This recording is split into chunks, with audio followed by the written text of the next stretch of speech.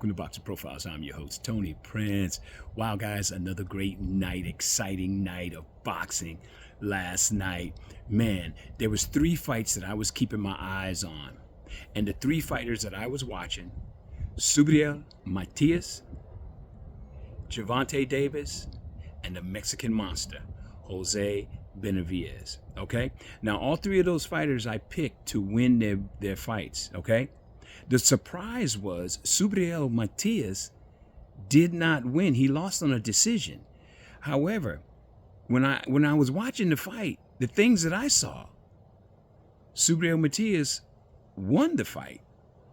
But they were in Puerto Rico, in Subriel Matias's backyard, and the judges gave the fight to Paro.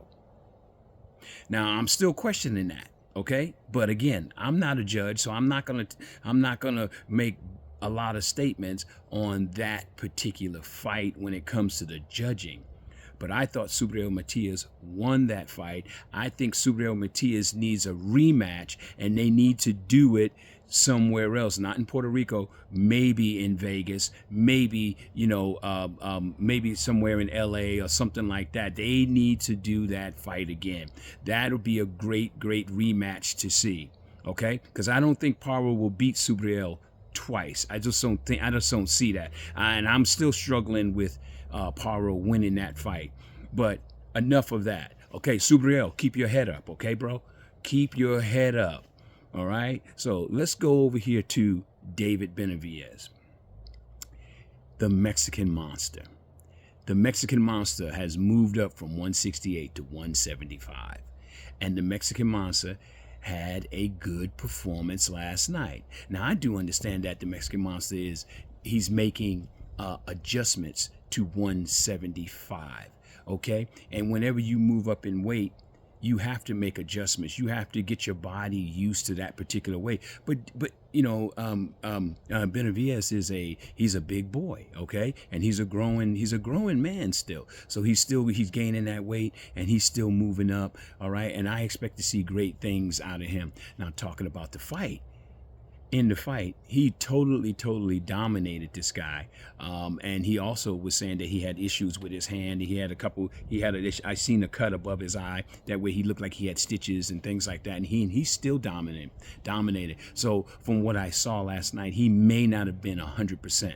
I'm not making excuses for any fighter. I'm just saying I don't think that he was at 100% when he actually did that particular fight. But he's still making adjustments. Let's see what happens in the time to come. Because I think once he continues boxing at 175, I still think that he is going to be that Mexican monster that he really is. Because his combinations and things that he was doing last night was beautiful. The work that he's done with Roy Jones showed, and it was beautiful. All that work that he was doing with Roy Jones, great.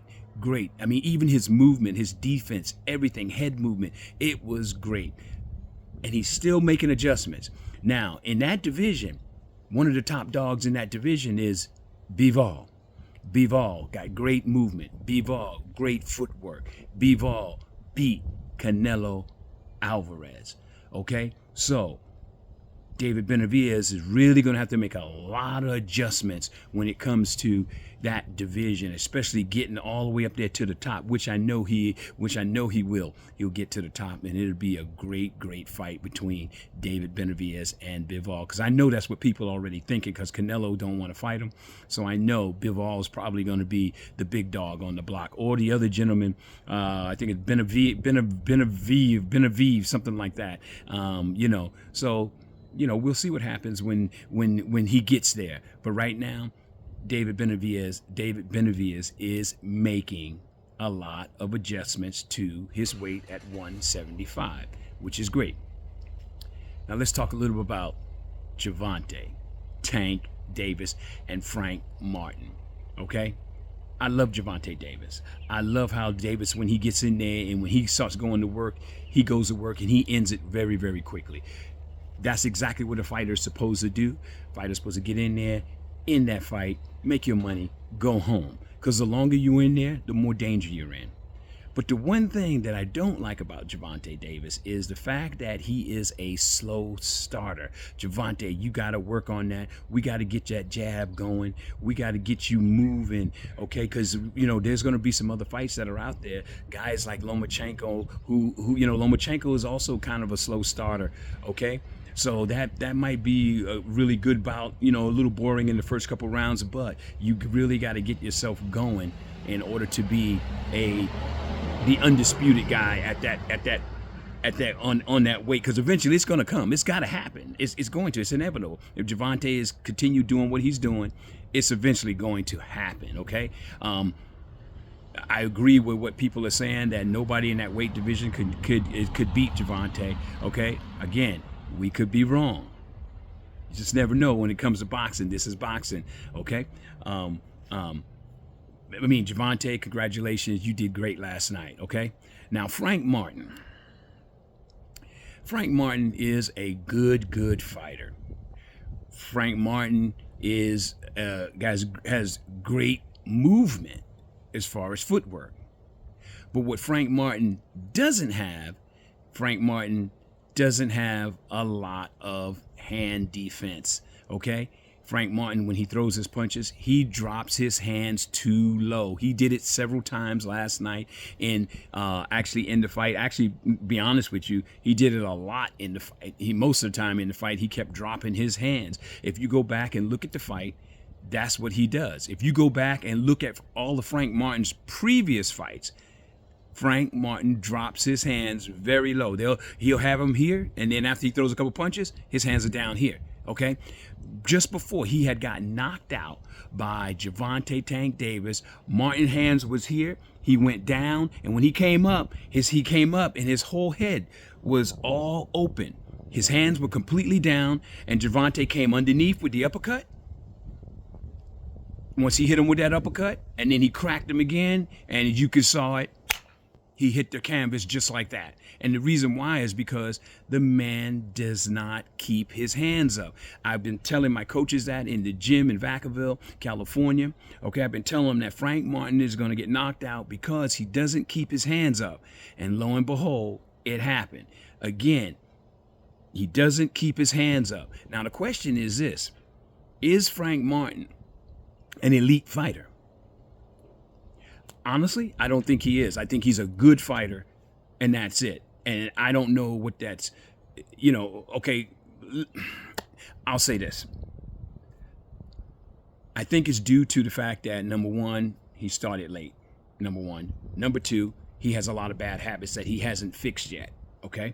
Now, he did crack Tank with a few good shots. Okay. You saw Tank's eye over here. It was bruised up. It looked pretty funky over there. So, so he can crack a little bit. He can hit. It shows last night.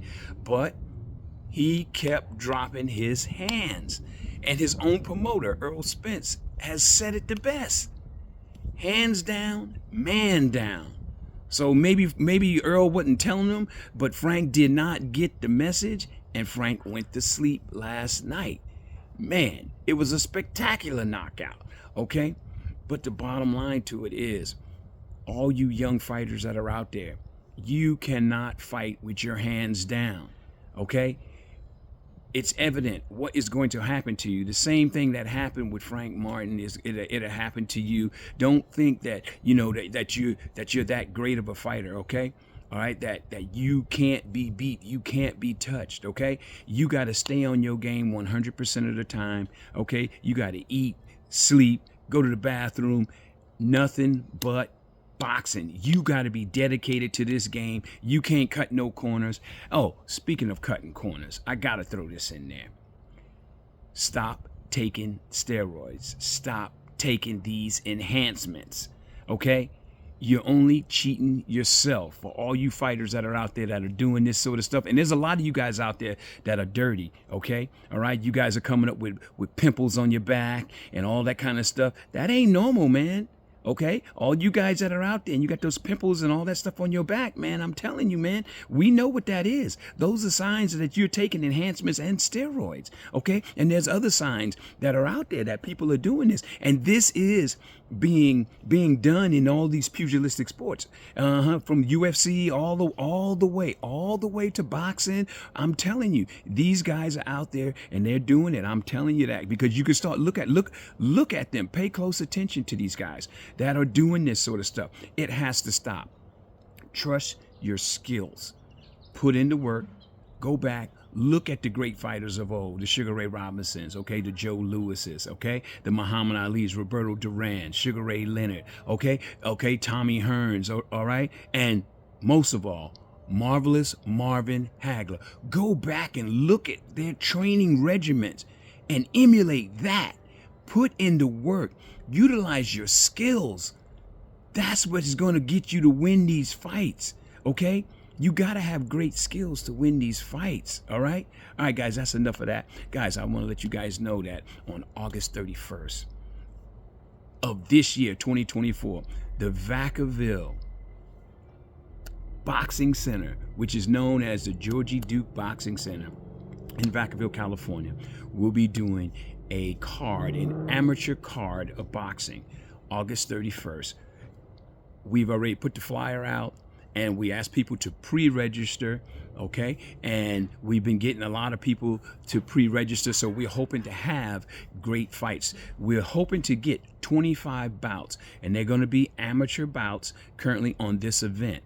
But we are looking also to do future events. So all you fighters that are out there, get ready, because I'm telling you, Boxing Profiles, we have great things planned for all you fighters, especially in the 707 area code. All right, so let's get back to the subject. The subject is the fight night last night.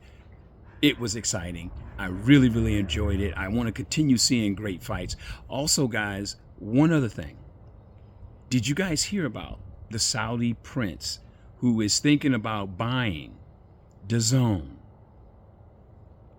and Golden Boy and other several big promotions in America to put all these fighters under one banner so they can get all these fighters to fight each other? And some people are saying that this would be great because it would take us back to the glory days. We just don't know what's going to happen, okay? It could happen. It could be a great thing. It could be a bad thing. Because remember, there's two sides to a coin. We just don't know yet. We hope it would be great if that happens. Okay.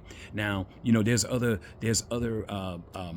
promoters out there such as Top Rank. We got the PBC. We don't know if they included those two inside of that. Also, we just don't know.